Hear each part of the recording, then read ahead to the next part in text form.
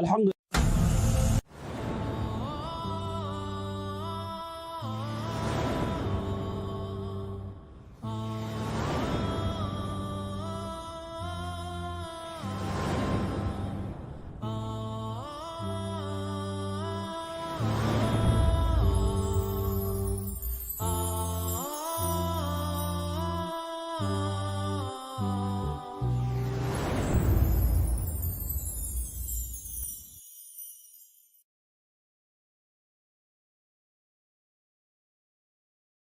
అల్హమ్దులిల్లాహ్ వస్సలాతు వస్సలాము అలా రసూలిల్లాహ్. ప్రియ వీక్షకులారా, కారుణ్య వర్షిణి రమదాన్ అన్న ఈ కార్యక్రమంలోకి మీ అందరినీ ఇస్లామీ పద్ధతిలో ఆహ్వానిస్తున్నాము. అస్సలాము అలైకుం వరహ్మతుల్లాహి వబర్కాతు. నేటి మన అంశం జకాత్ ఆదేశాలు. అల్లాహ్ సుబ్హానహు వతఆలా ఖురాన్లో ఈ విధంగా సెలవిస్తున్నాడు, వ అకీముస్ సలాహ్ వ ఆతుజ్ జకాహ్ వర్కఉ మఅర్ రాకిఈన్. మరియు మీరు నమాజును స్థాపించండి, జకాతును చెల్లించండి, అలాగే రుకు చేసే వారితో కలిసి మీరు రుకు చెయ్యండి. ఇక్కడ అల్లాహ్ సుబ్హానహు వతఆలా 3 ఆదేశాలు ఇచ్చాడు. అందులో మొదటిది నమాజు గురించి అల్లాహ్ ప్రస్తావించడం జరిగింది. తర్వాత జకాతు గురించి అల్లాహ్ సుబ్హానహు వతఆలా ప్రస్తావించడం జరిగింది. ఆ తర్వాత రుకు చేసే వారితో కలిసి రుకు చెయ్యమని అల్లాహ్ సుబ్హానహు వతఆలా ఉపదేశించడం జరిగింది. ఈ 3 ఆదేశాల్లో సమాంతరంగా సమిష్టిగా ఉన్న అంశం ఏమిటంటే బహువచనం. అల్లాహ్ సుబ్హానహు వతఆలా ఒక వ్యక్తిని ఉద్దేశించి ఇది అల్లాహ్ సుబ్హానహు వతఆలా ఆదేశించడం లేదు, ఒక సంఘాన్ని, ఒక సమాజాన్ని. కనుక ప్రార్థన కూడా ఎప్పుడు బాగా ఫలిస్తుంది అంటే సామూహికంగా చేసినప్పుడే. జకాతు కూడా ఎప్పుడు అనేది లాభదాయకంగా ఉంటుంది అంటే సామూహికంగా మనం చేసినప్పుడే. అలా ఏ పనైనా సరే సంఘటితంగా మనం చేసినప్పుడు, కలిసి కట్టుగా మనం చేసినప్పుడు దాని బలమే వేరుగా ఉంటుంది, దాని ప్రభావమే వేరుగా ఉంటుంది. కనుక చినుకు చినుకే వరదవుతుంది, కడవ కడవే కడలవుతుంది అన్నారు పెద్దలు. అంటే మనం ఇచ్చుకునేది 1 పైసా అయినా సరే అలా వందలాది ప్రజలు వందలాది పైసలు ఇచ్చినట్లయితే ఖచ్చితంగా ఎందరో వ్యక్తుల యొక్క జీవితాలు బాగుపడతాయి. మనం చేసే యొక్క దానం ఒక పిడికెడు ధాన్యమే అయినా అలా వందలాది మంది పిడికెళ్ళు కనుక కలిసినట్లయితే అది ఖచ్చితంగా అనేక మంది యొక్క అవసరాలని తీరుస్తుంది అనడంలో ఎటువంటి సందేహం లేదు. జకాత్ మనం సమిష్టిగా ఇచ్చినట్లయితే, ఒక ప్రణాళిక బద్ధంగా జకాత్ ఇచ్చే యొక్క ఏర్పాటు కనుక మనం చేసుకున్నట్లయితే, తద్వారా మన ఇరుగు పరుగున ఉన్న యొక్క అవసరార్థులు ఎవరైతే ఉన్నారో ఆ అవసరార్థుల యొక్క అవసరాలు తీరే అవకాశం ఉంది.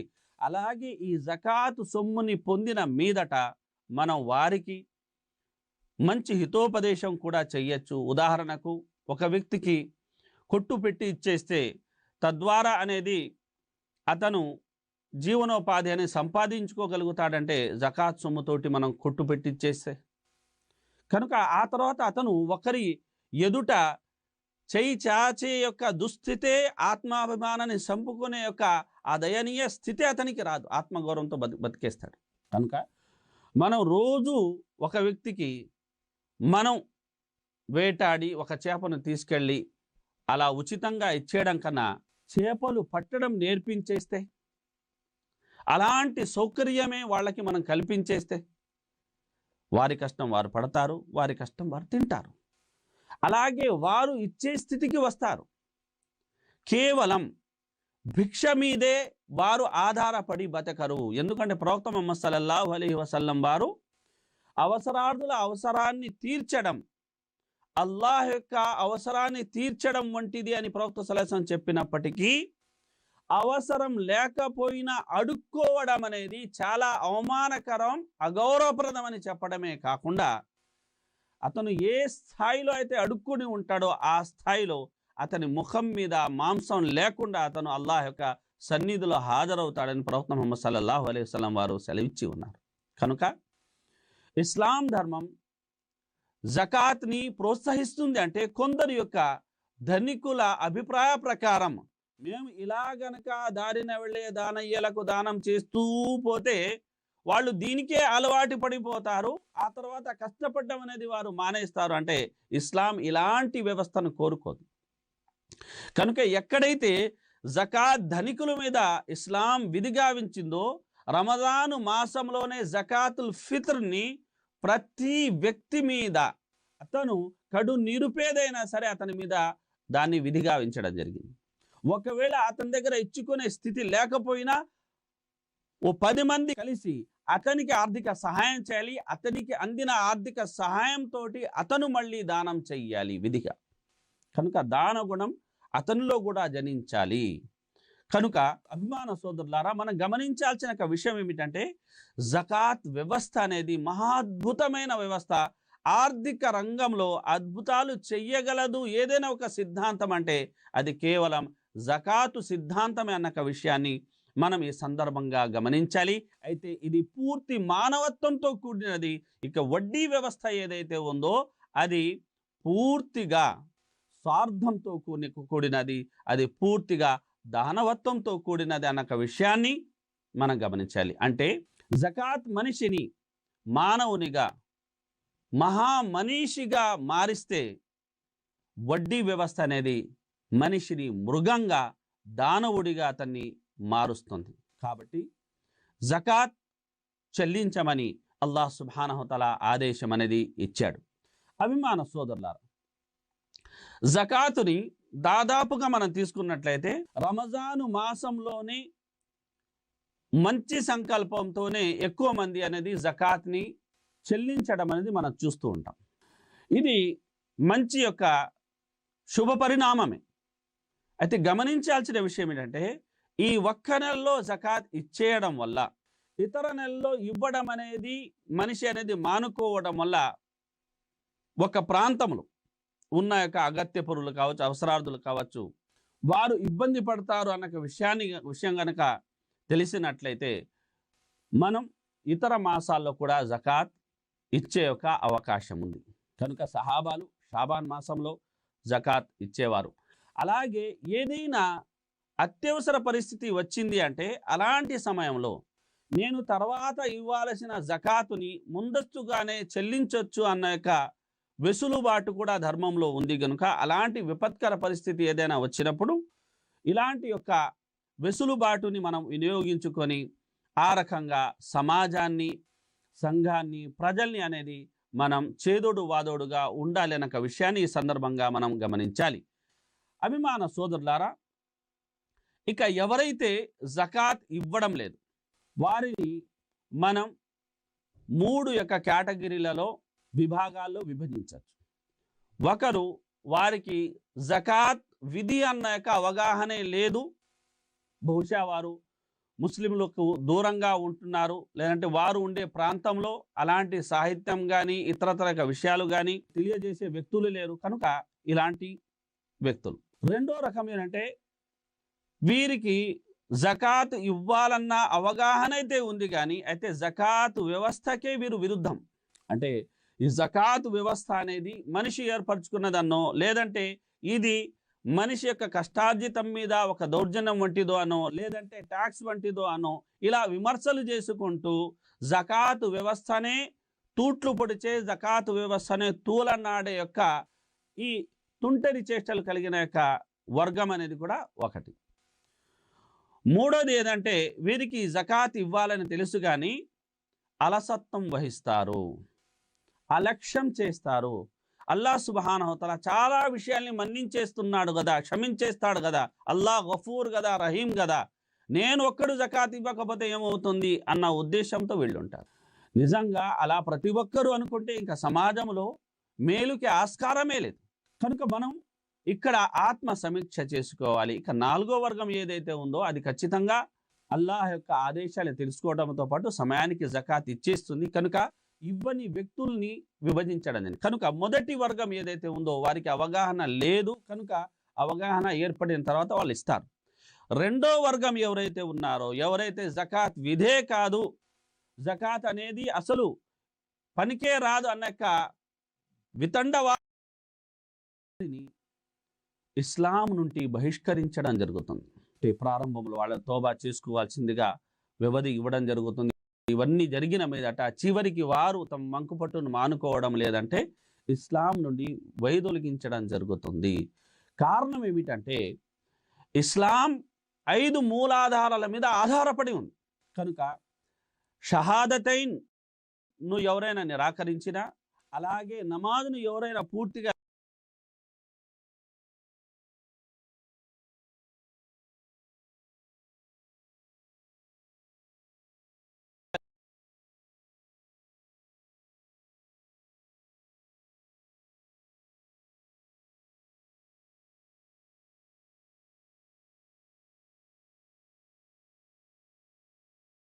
ప్రవక్త ముహమ్మద్ సల్లల్లాహు అలైహి వసల్లం వారిని విశ్వసిస్తున్నానని చెబుతూ మళ్ళీ అల్లాహ్ సుబ్హానహు వ తఆలా అవతరింపజేసిన ఆదేశాన్ని తోసిపుచ్చడం, ప్రవక్త ముహమ్మద్ సల్లల్లాహు అలైహి వసల్లం జీవితాంతం పాటించిన సాంప్రదాయాన్ని అనేది పెడచెవిన పెట్టడం అనేది ఇది కేవలం నోటి మాటగా తాను విశ్వాసిని చెప్పడమే తప్ప అతను అంతరంగికంగా విశ్వాసి కాడు అన్న విషయం అనేది స్పష్టంగా మనకు అర్థమవుతుంది. మరి ఎవరైతే ఇలా అలసత్వం కారణంగానో అలక్ష్య కారణంగానో జకాత్ అనేది ఇవ్వరు, ఫతుక్వా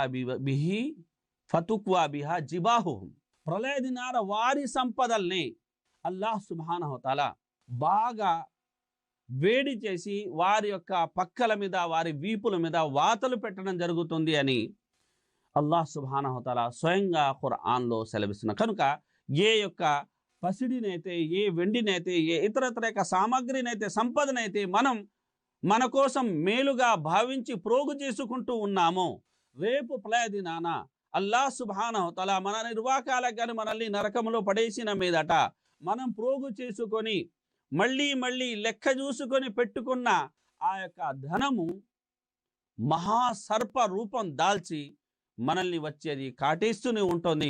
మనం దాని నుంచి పారిపోవాలని ప్రయత్నించిన నేను నీ నిధిని, నేను నీ ధనాన్ని, నా నుండి పారిపోతున్నావేమిటి అని మాటికి వచ్చి అది మనల్ని కాటేస్తూనే ఉంటుంది అన్న యొక్క హెచ్చరిక కూడా ప్రవక్త ముహమ్మద్ సల్లల్లాహు అలైహి వసల్లం వారు చేసి ఉన్నారు.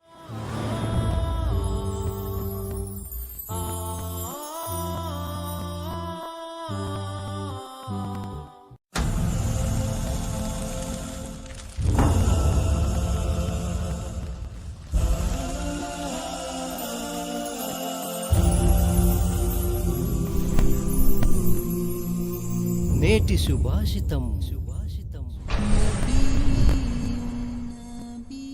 హజరత్ అబ్దుల్లాహ్ బిన్ ఉమర్ రజల్లా తాలా అన్హు వారి ఉల్లేఖనం ప్రకారం ముహమ్మద్ సల్లల్లాహు అలైహి వసల్లం వారు ఈ విధంగా తెలియజేశారు: ఇతరుల భూమిని అన్యాయంగా ఆక్రమించుకోవడం దౌర్జన్యకరమైన చర్య.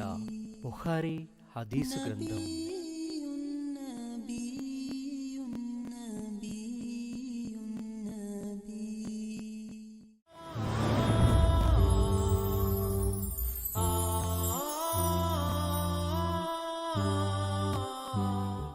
ఎవరైతే జకాత్ ఇవ్వరో వారు పిసినారుల జాబితాలో చేరతారు. కనుక ఇప్పటి వరకు ఎన్ని యొక్క శుభాలనైతే జకాతు కారణంగా మనం పేర్కొనడం జరిగిందో అన్నిటినీ తిరిగేసుకుంటే, అంటే పిసినారులు ఎక్కువ అయిపోయినట్లయితే, స్వార్థం చూసుకునే వ్యక్తులు ఎక్కువైపోయినట్లయితే సమాజంలో నేరాలు కూడా పెరుగుతాయి, సమాజంలో ఘోరాలు కూడా పెరుగుతాయి, సమాజంలో దోపిడీ కూడా పెరుగుతుంది, సమాజంలో దొంగతనాలు కూడా పెరుగుతాయి. అతలాకుతల పరిస్థితి అనేది, అస్తవ్యస్తత అనేది సమాజంలో నెలకొంటుంది అనడంలో ఎటువంటి సందేహం లేదు.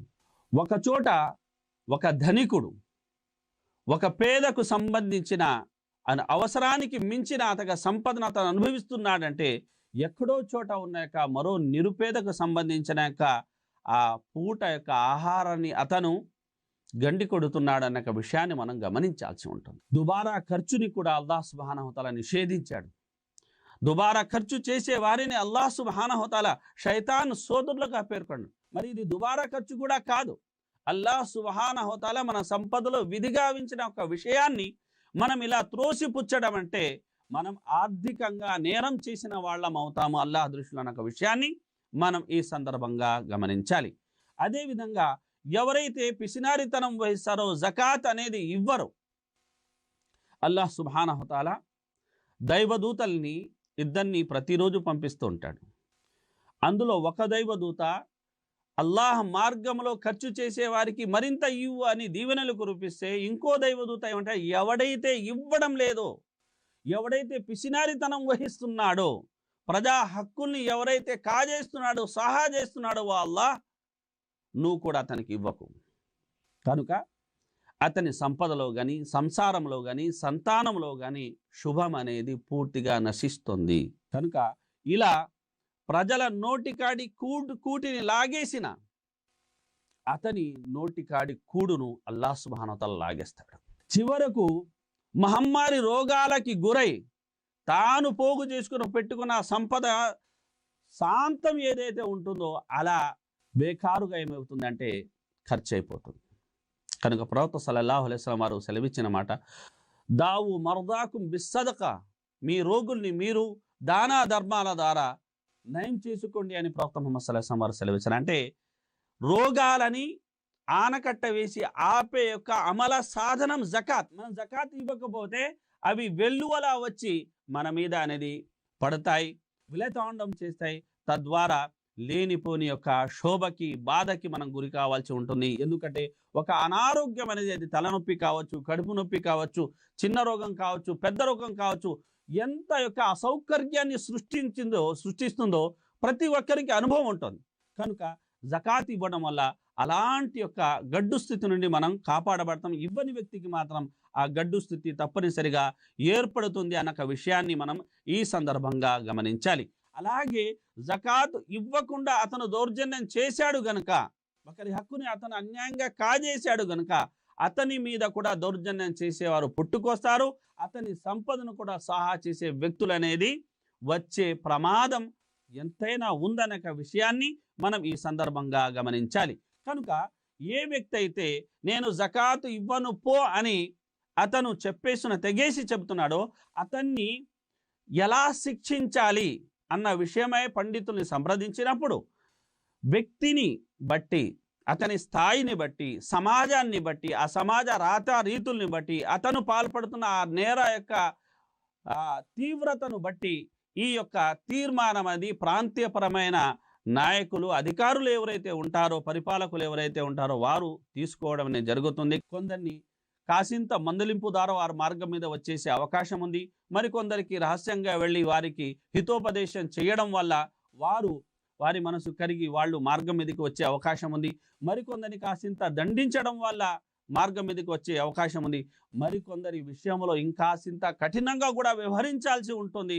అప్పుడైతే కానీ వారు మార్గం మీదకి రారు. గనుక అలాంటి వ్యక్తులతో అక్కడి యొక్క అధికారి ఏ యొక్క తీర్మానం అయితే చేస్తాడో దాని ప్రకారం అనేది వ్యవహరించడం జరుగుతుంది అన్న విషయాన్ని ఇక్కడ పండితులు పేర్కొనడం అనేది జరిగింది. కనుక అభిమాన సోదరులారా, జకాత్ ఎంత ముఖ్యమైన విషయం అంటే, పండితులు చిన్న పిల్లల సంపద లేదంటే మతిస్థిమితం లేని వ్యక్తుల సంపద ఒకవేళ ఉన్నట్లయితే వాళ్ళ సంపద మీద కూడా జకాత్ ఉంటుందన్న విషయంలో విభేదించారు. అంటే అర్థం ఏమిటంటే అందులో ఆ విషయం అనేది అంత ప్రాధాన్యంతో కూడుకున్నది అన్న. కనుక పండితుల వర్గం చెప్పిన మాట ఏమిటంటే, చిన్న పిల్లలైనా సరే వాళ్ళ సంపద ఉంటే ఆ సంపద మీద జకాత్ అనేది ఉంటుంది. అలాగే మతిస్థిమితం లేని వ్యక్తుల సంపద మీద కూడా జకాత్ ఉంటుంది. మరి విమర్శించేవారు విమర్శించవచ్చు. ప్రవక్త ముహమ్మద్ సల్లల్లాహు అలైహి వసల్లం వారు సెలవిచ్చారు కదా, రూఫి అల్ కలం అన్ సలాస్, ముగ్గురిపై ఎటువంటి విధులు ఉండవు. పిల్లాడు, అతను యవ్వనస్తుడు అయ్యేంత వరకు, మతిస్థిమితం లేని వ్యక్తి మతిస్థిమితం కలిగేంత వరకు, నిద్రపోయిన వ్యక్తి నిద్ర మేల్కొనేంత వరకు. మరి ఇవి దేనికి సంబంధించినవి? అల్లాహ్ హక్కులకు సంబంధించి, అతని మీద జకాత్ సంబంధించింది కాదు. నమాజ్ లేదు, అతని మీద అల్లాహ్ స్మరణ అనేది తప్పనిసరి కాదు. కనుక అల్లాహ్ హక్కులకు సంబంధించిన విధులు ఏవైతే ఉన్నాయో వాటికి మినహాయింపు. అయితే ఇవి ప్రజా సంబంధిత యొక్క హక్కులు. అతను తెలివివంతుడా, తెలివి లేనివాడా, చిన్నపిల్లాడా, పెద్దక వయసు గలవాడా అనేది కాదు. వాళ్ళ హక్కు వారికి చేరాలి. గనుక ఆ సంపద వారి దగ్గర ఉండి ఆ సంపద జకాత్ ఇచ్చే యొక్క ఏ సొమ్ము అయితే కావాలో ఆ సొమ్ము వారి దగ్గర ఉన్నప్పుడు ఖచ్చితంగా వారి యొక్క సంపద నుండి తీసి ఇవ్వాలి అని చెప్పడం అనేది జరిగింది. కనుక ఏది ఏమైనప్పటికీ అలా మనం కాము. అల్హమ్దులిల్లాహ్ మనం యవ్వనస్తులం. అల్హమ్దులిల్లాహ్ మనకు అల్లాహ్ సుబ్హానహు తఆలా సంపదను ప్రసాదించాడు. అల్లాహ్ సుబ్హానహు తఆలా మంచి యొక్క తెలివితేటల్ని కూడా మతిస్థిమితం కూడా అల్లాహ్ సుబ్హానహు తఆలా మనకి ఇచ్చాడు. కనుక మనం ఈ ప్రసాదించబడిన అనుగ్రహాలు మన నుండి లాక్కోబడకూడదు. అంటే మనం వీటిని అల్లాహ్ సుబ్హానహు తఆలా చెప్పిన యొక్క పద్దుల్లోనే, ఆయన గీసిన సరిహద్దు రేఖల్లోనే మనం దానం చేసే, ఖర్చు చేసే యొక్క ప్రయత్నం చెయ్యాలి అనే ఒక విషయాన్ని ఈ సందర్భంగా మనం గమనించాలి. అభిమాన సోదరులారా, ఇక ఏ ఏ సంపదల్లో జకాత్ అనేది విధి అవుతుంది అంటే ముఖ్యంగా 5 రకాల సంపదలు ఉంటాయి. 5 రకాల సంపదల్లో జకాత్ విధి అవుతుంది. అందులో మొదటిది బంగారం, రెండవది వెండి, మూడవది వ్యాపార సంబంధిత యొక్క వస్తువులు ఏవైనా కావచ్చు. అలాగే నాలుగవది మనం తీసుకున్నట్లయితే భూమి నుండి బయటికి వచ్చే యొక్క వస్తువులు ఏవైతే ఉంటాయో వాటన్నిటి మీద జకాత్ అనేది ఉంటుంది. అలాగే ఐదవది పశువుల మీద జకాత్ ఉంటుంది. అభిమాన సోదరులరా, ఈ 5 విషయాల్ని మనం తీసుకున్నట్లయితే జకాత్ ఈ 5 విషయాల్లో తప్పనిసరి అవుతుంది. అయితే కొన్ని విషయాల్లో పండితుల మధ్య భేదాభిప్రాయాలు ఉన్నాయి. ఉదాహరణకు నిధి నిక్షేపం అంటే ఒక చోట మనకు నిధి దొరికింది అంటే ఆ నిధికి సంబంధించిన ఆదేశాలు ఏమిటి? అలాగే ఈ తేనె ఏదైతే ఉంటుందో పెద్ద యొక్క ఎత్తున తేనె యొక్క వ్యాపారం ఒక వ్యక్తి చేస్తున్నా అంటే ఆ తేనెకు సంబంధించిన ఆదేశాల విషయంలో పండితులు అభిప్రాయం అనేది వారు విభేదించుకున్నారన్న విషయం వాస్తవమే. కానీ 5 విషయాలు ఏవైతే ప్రస్తావించబడ్డాయో బంగారం, వెండి, అలాగే వ్యాపార సంబంధిత వస్తువులు, అలాగే పశువులు, భూమి నుండి వెలువడే ధాన్యం, కనుక వీటి విషయంలో జకాత్ ఉంది అన్న విషయాన్ని పండితులు ఏకాభిప్రాయం అనేది కలిగి ఉన్నారు. ఇక జకాత్ విధి అవ్వాలి అంటే షరతులు ఏమిటి? ఎవరి మీద జకాత్ విధి అవుతుంది అంటే, ఒకటి అతను ముస్లిమై ఉండాలి. ముస్లిమై ఉంటేనే జకాత్, ముస్లిం కాకపోతే జకాత్ లేదు. అయితే ఇక్కడ గమనించాల్సిన విషయం ఏంటంటే, కొందరు అడిగే వాళ్ళు అడగచ్చు, అదేమిటంటే వవైలుల్ లిల్ ముష్రికీన్ అల్లదీన లా యుతూన జకా. అల్లాహ్ సుబ్హానహు తఆలా బహుదైవ ఆరాధకులు వినాశనం అనేది రాసిపెట్టి ఉంది. వారు ఎవరు అంటే వారు జకాత్ని చెల్లించరు. మరి జకాత్ని చెల్లించరు అని అల్లాహ్ సుబ్హానహు తఆలా వారిని కూడా ఉద్దేశించి చెప్పాడు కదా, మరి జకాత్ వారికి కూడా వర్తిస్తుంది కదా అనేది కొందరి యొక్క సందేహం ఉండొచ్చు. అయితే పండితులు దీనికి ఇచ్చిన సమాధానం ఏమిటంటే, ఇక్కడ జకాత్తో వారి ఆత్మలను వారు పరిశుద్ధపరచుకోలేదు. అంటే చెడు భావాల నుండి వారి ఆత్మలను పరిశుద్ధపరచుకోలేదు అన్నక మాటను ఇక్కడ పండితులు అనేది తెలియజేయడం అనేది జరిగింది. అయితే వారి మీద విధి కాదు అంటే దాని గురించి వాళ్ళని అడగడం జరగదు అని అంత మాత్రం కాదు. ఎందుకంటే ఖురాన్లోని ఒక ఆయతను మనం తీసుకున్నట్లయితే మా సలకకుం ఫీ సకర్, మిమ్మల్ని నరకం పాలు ఏ విషయం చేసింది అని నరకవాసుల్ని అడిగినప్పుడు వారు దానికి ఇచ్చే సమాధానం ఏమిటంటే లం నకు మినల్ ముసల్లీన్, మేము నమాజు చదివే వాళ్ళం కాము. వలం నకు నుతుఇముల్ మిస్కీన్, నిరుపేదలకు అన్నం పెట్టే వాళ్ళం కాము. వకున్నా నఖూదు మఅల్ ఖాయిదీన్, మేము ఎద్దేవా చేసే, విమర్శించే, సెటైర్లు వేసే వ్యక్తులతో కలిసి ఆ యొక్క కూటమితో కలిసి మేము కూడా విమర్శించే వాళ్ళం. హత్తా అతానల్ యకీన్ ఫమా తన్ఫఅహుం షఫాఅతు షాఫిఈన్. చివరికి అలానే వారికి మరణం అనేది వచ్చేసింది. ఇక ఈరోజు వారికి ఏ సిఫారసు చేసే వ్యక్తి యొక్క సిఫారసు ఏ విధంగానూ పనికిరాదు అన్న విషయాన్ని అల్లాహ్ సుబ్హానహు తఆలా తెలియజేయడం అనేది జరిగింది.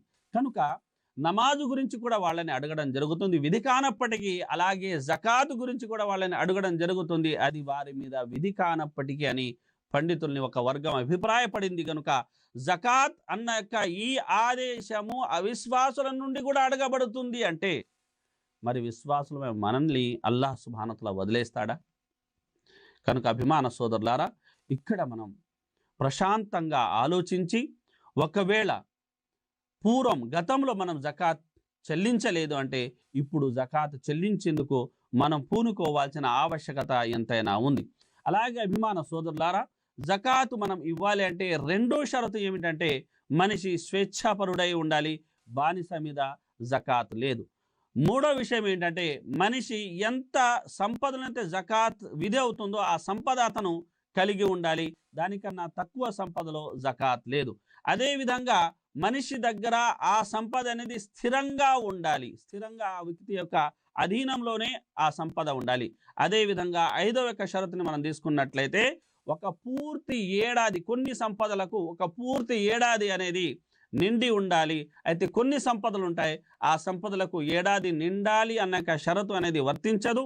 అయితే ఆ వివరాలు ఏమిటి అన్న విషయాన్ని ఇన్షాల్లా మనం తర్వాత తెలుసుకుందాం. అయితే ఇప్పటి వరకు చెప్పబడిన విషయాలు ఏవైతే ఉన్నాయో వీటిని శ్రద్ధగా విన్న మీరు తప్పకుండా పాటిస్తారని ఆశిస్తూ సెలవు తీసుకుంటాము. వస్సలాము అలైకుం వరహమతుల్లాహి వబర్కాతు.